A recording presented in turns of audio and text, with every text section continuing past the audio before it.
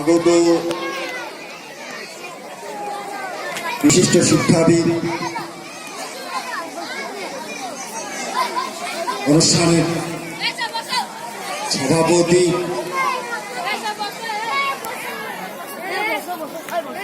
এই মিশন এবং বিদ্যালয়ের পরিচালক, শিক্ষক, অভিভাবক, অভিভাবিকা এবং প্রিয় ছাত্রছাত্রীরা, প্রত্যেককে শুভেচ্ছা এবং অভিনন্দন। সঞ্চালক আমার জন্য বলেছেন কেন গর্ভ বক্তব্য রাখার দায় আমার ঘাড়ে চাপিয়েছেন। আমি খুব কেন গর্ভ বক্তব্য এখানে দেব না, কেননা বক্তব্য বাচ্চারা শুনতে চায় না। আমার প্রিয় ছাত্র ওয়াসিকুর, যিনি এই মিশন চালাচ্ছেন না, এই মিশন তৈরি করেছেন, মিশন তৈরি করছেন, করছেন। তিনি বলেছেন 2 মাস ধরে বাচ্চারা অনুশীলন করেছে, মঞ্চে তাদের সৃজনটুকু তুলে ধরবার জন্য। আজকে তার জন্য অনুষ্ঠান।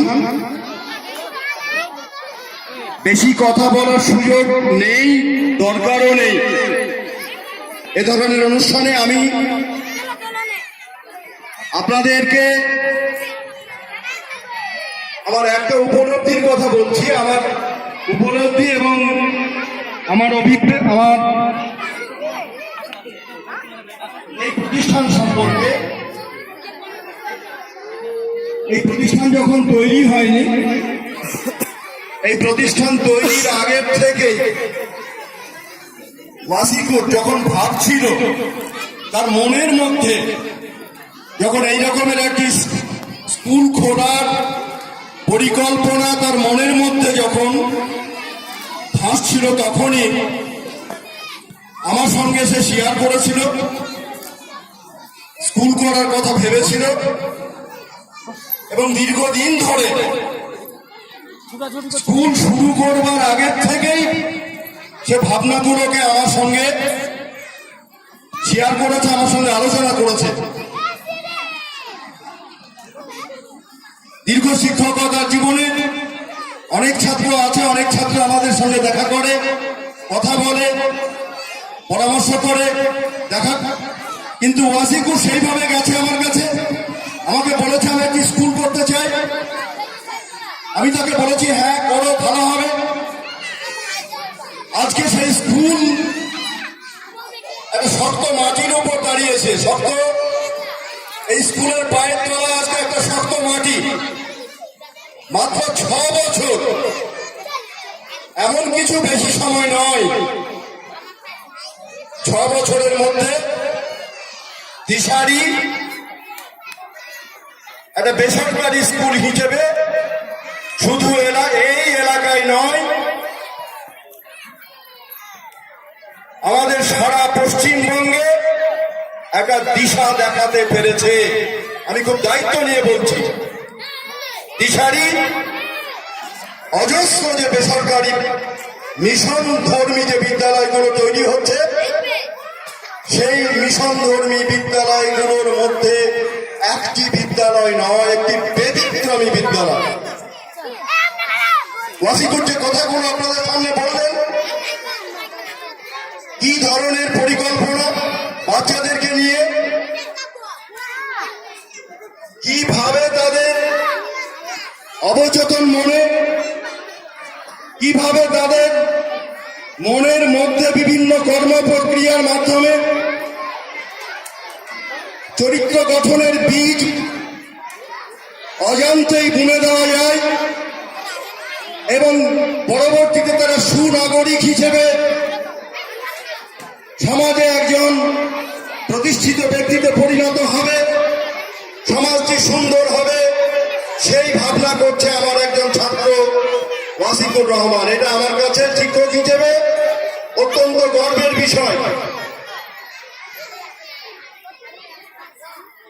প্রায় 35 বছর শিক্ষকতা করছি। আমার ছাত্র অনেক ডাক্তার হয়েছে, আমার ছাত্র বিজ্ঞানী হয়েছে, অনেক বড় অফিসার হয়েছে। আমার মনে হয় ব্যক্তি জীবনে বড় চাকরি পাওয়া, ভালো ছেলে একজন সে বড় চাকরি পাওয়া, সে বড় অফিসার হওয়া ইত্যাদির চেয়ে আমার কোন ছাত্র যদি নিজস্ব উদ্যোগে শিক্ষার প্রসারে অংশগ্রহণ করতে পারে, শিক্ষার প্রসারে গুরুত্বপূর্ণ ভূমিকা পালন করতে পারে, সে তার গুরুত্ব একজন ভালো চাকরিজীবী হয়ে জীবনে প্রতিষ্ঠিত হওয়ার চেয়ে অনেক অনেক অনেক গুণ বেশি। গত কয়েকদিন আগে একটি অনুষ্ঠানে আমাকে একটা পুরস্কার দেওয়া হয়েছিল। সেই পুরস্কারে আমি ছোট জায়গা হলে আমি ওয়াসিকুরের কথা বলেছি যে আমি অনেক ছাত্র আমি তৈরি করেছি, কিন্তু আমার যে ছাত্র একটা ব্যতিক্রমী স্কুল তৈরি করে সমাজের সুনাগরিক উপহার দেওয়ার পরিকল্পনা করেছে এবং সেই পথে অত্যন্ত দ্রুত গতিতে এগুচ্ছে এবং দৃষ্টান্ত তৈরি করেছে, এটা হচ্ছে আমার সবচেয়ে বড় পাওনা, এটা আমার সবচেয়ে বড় গর্বের বিষয়। আমরা সবসময় ক্লাসে কে ফার্স্ট হলো, কে সবচেয়ে বেশি নম্বর পেল, অঙ্কে কে 100 পেল, 100%, 99% পেল, তাদেরকে ভালো বলি, তাদেরকে পিঠ চাপড়ে দিই। কিন্তু এই মঞ্চে দাঁড়িয়ে আমি অত্যন্ত দৃঢ়তার সঙ্গে আমি ঘোষণা করছি, কেউ ছোট নয়, কেউ কমা নয়, কেউ খারাপ ছেলে নয়, প্রত্যেকের মধ্যে ক্ষমতা আছে। প্রত্যেক একজন ছাত্রের মধ্যে যদি আমরা আত্মবিশ্বাস জাগাতে পারি, তাকে যদি তার মধ্যে যদি আমরা ওই সৃজনশীলতাটা উস্কে দিতে পারি, তার মধ্যে যদি আমরা এই ভাবনাটি রোপণ করে দিতে পারি, তুমি পারবে, তোমার দ্বারা হবে।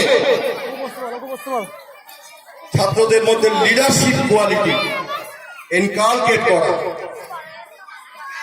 এই প্রতিষ্ঠান যেভাবে চলে, আপনারা যারা অভিভাবক, আপনাদের বাচ্চা যারা এখানে পড়ছে, আপনারা সবচেয়ে ভালো বুঝতে পারবেন। একটা মিশনে বাচ্চারা থাকতে চায় না, আমাদের বাচ্চারাও মিশনে পড়েছে।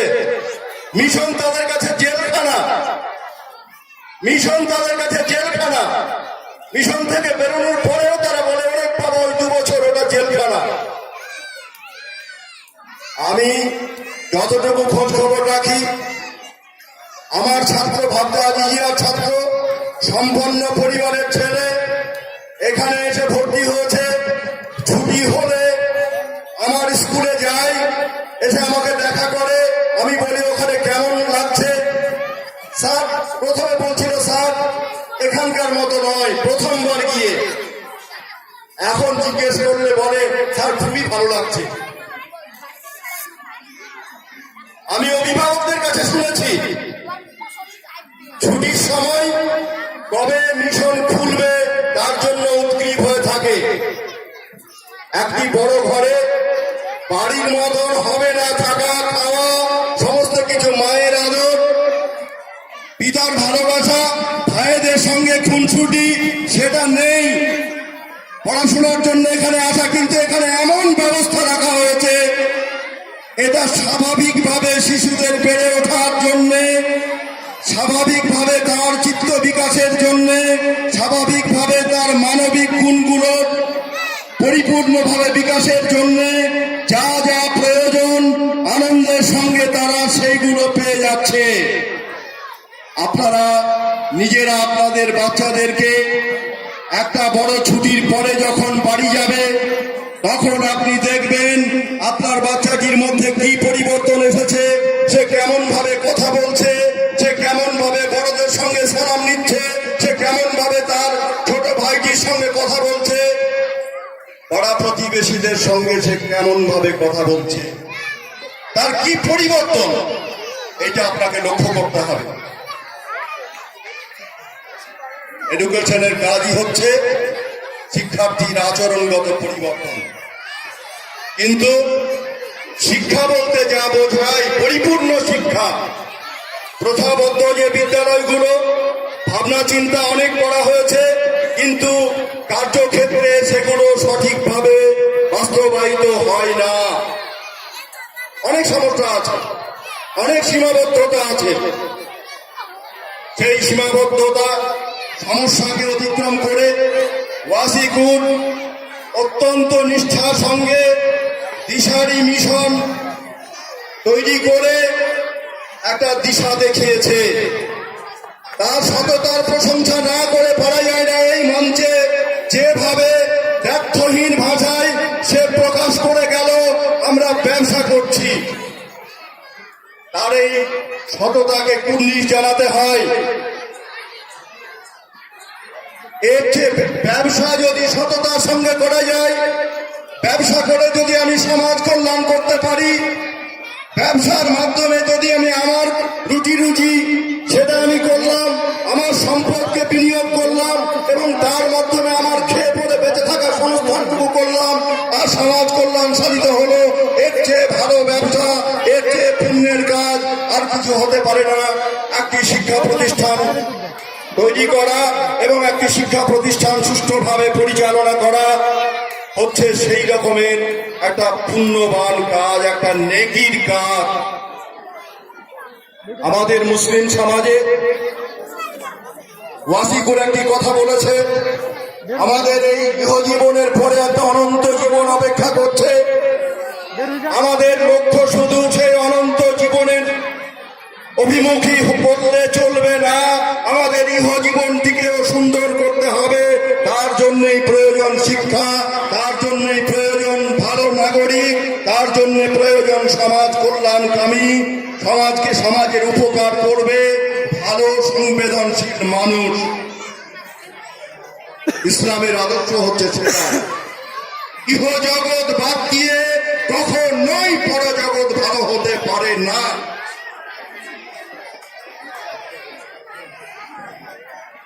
এই প্রতিষ্ঠান সেই ইহজগৎ এবং পরজগতের কল্যাণের জন্য সুন্দর সুস্থ মানুষ তৈরির পরিকল্পনা করেছে। 6 বছরের মধ্যে এলাকায় নয়, সারা রাজ্যে মানুষের মধ্যে ছাপ ফেলেছে। এটাও একটা বিপ্লব। এত অল্প সময়ের মধ্যে হাজার হাজার বেসরকারি মিশনের মধ্যে দিশারি যেভাবে একটা উজ্জ্বল নক্ষত্রের মতো আলো বিকিরণ করতে শুরু করেছে, এটা বেলডাঙ্গাবাসী হিসেবে আমাদের গর্ব। এবং আমার একজন প্রিয় ছাত্র সেই মিশনকে প্রতিষ্ঠা করেছে ব্যক্তিগতভাবে, তার জন্য আমি গর্বিত। আগামী দিনে আজ থেকে অনাগত ভবিষ্যতে নয়, 20-25 বছর পরে আমরা বেঁচে থাকবো কিনা জানি না।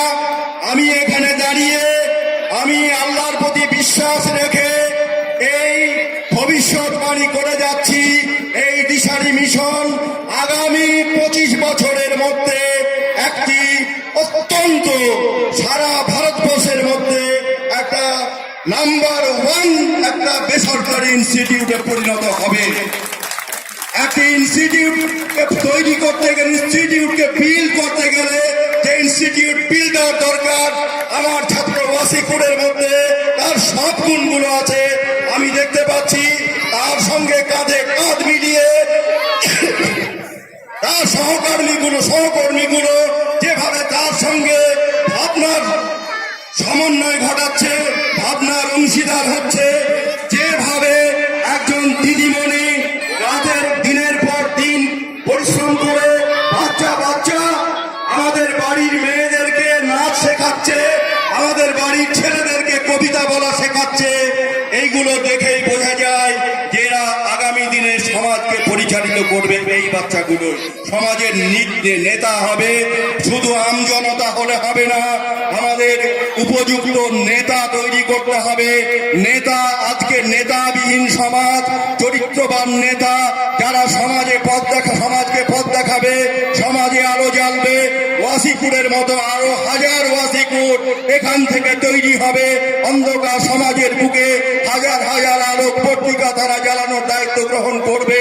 তার সূচনা বিন্দু হচ্ছে এই দিশারি শিশু বিকাশ মিশন।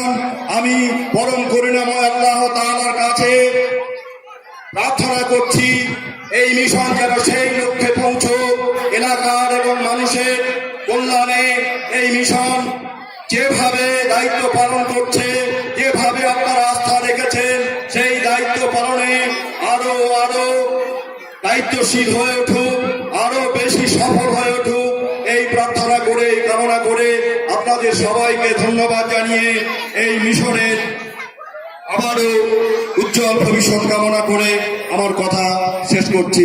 আসসালামু আলাইকুম।